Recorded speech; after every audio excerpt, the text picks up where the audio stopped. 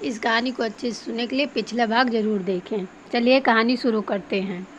Shivani hospital से आज जल्दी फ्री हो गई थी, इसलिए उसने अपने पेरेंट्स के घर जाने को सोचा। वो हॉस्पिटल से बाहर आई और सीधे अपने पेरेंट्स के घर जाने के लिए निकल गई। पर जब वो घर के दरवाजे के पास पहुंची तो उसे अंदर से आकाश और प्रेरणा की बात करने की आवाज़ सुनाई दी और वो वहीं दरवाजे के पास खड़ी हो गई। उनकी बात सुनकर शिवानी को समझ नहीं आ रहा था कि वो क्या करे। उसकी आंखों में आंसू बह रहे थे। वो जल्दी से वहाँ से बाहर आई और अपनी कार लेकर वहाँ से चली गई। रायचंद मेंशन। अक्षित को आज ऑफिस में कुछ ज़्यादा काम था, इसलिए उसे अपने घर आने में काफ़ी देर हो गई थी। जब वो घर आया तो उसे निहारिका लिविंग रूम में मिली।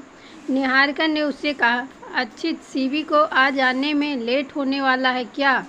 उसकी बात सुनकर अक्षित ने कहा, पता नहीं मॉम, उसने तो मुझे इस बारे में कुछ नहीं कहा। क्यों, क्या हुआ? अक्षित की बात सुनकर निहारिका ने कहा, वो दरअसल सीवी अभी तक आई नहीं है।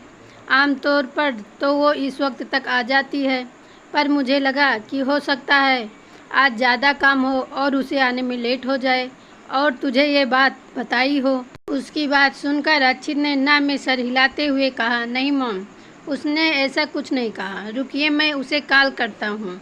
इतना कहकर उसने शिवानी को कॉल किया, पर उसका फ़ोन नहीं लग रहा था।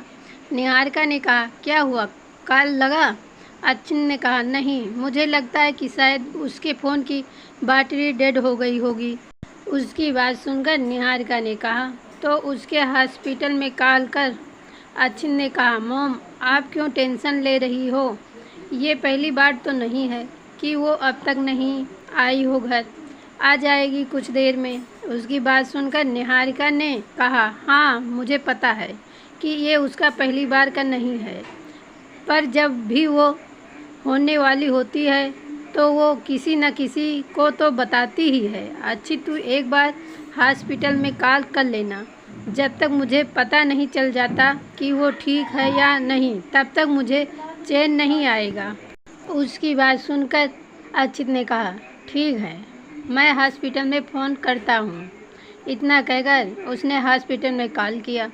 एक नर्स ने उसका कॉल रिसीव किया।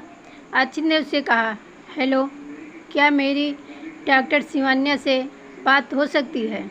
उस नर्स ने कहा, क्या मैं जान सकती हूँ कि आप कौन हैं और आपको उनसे क्या काम है? उसका सवाल सुन अक्षित ने कहा, मैं उनका हस्बैंड बात कर रहा हूँ। वो एक्चुअली उसका फ़ोन नहीं लग रहा था। उसकी बात सुनकर नर्स ने कहा, हो ओके।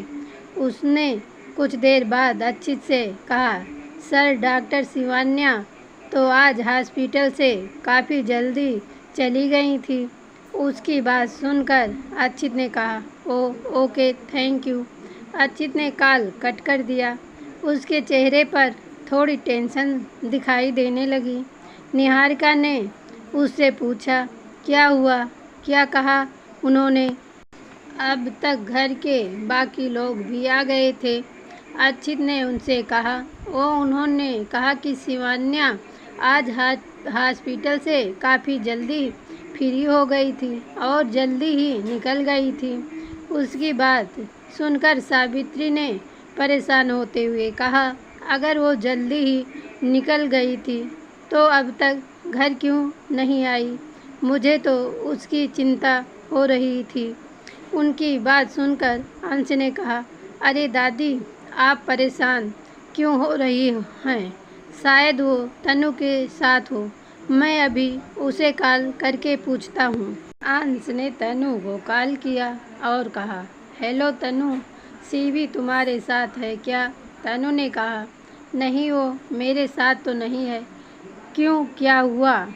अंश ने कहा, वो कुछ नहीं, वो अभी तक आई नहीं है। उसका फ़ोन भी नहीं लग रहा और जब हॉस्पिटल में कॉल किया तो नर्स ने कहा कि शिवानी तो आज जल्दी निकल गई थी हॉस्पिटल से, तो हमें लगा शायद तुम्हारे साथ होगी। तनु ने कहा, यूजुअली वो तो ऐसे कभी नहीं करती, अब तो मुझे भी उसकी टेंशन होने लगी है। और अंश ने कहा, तुम टेंशन मत लो, और हो सके तो उसके कुछ दोस्तों को कॉल करो, शायद वो उनके साथ हो।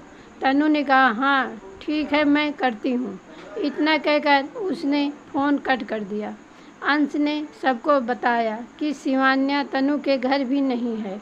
यह सुनकर निहारिका ने परेशान होते हुए कहा, पता नहीं कहाँ होगी मेरी बच्ची।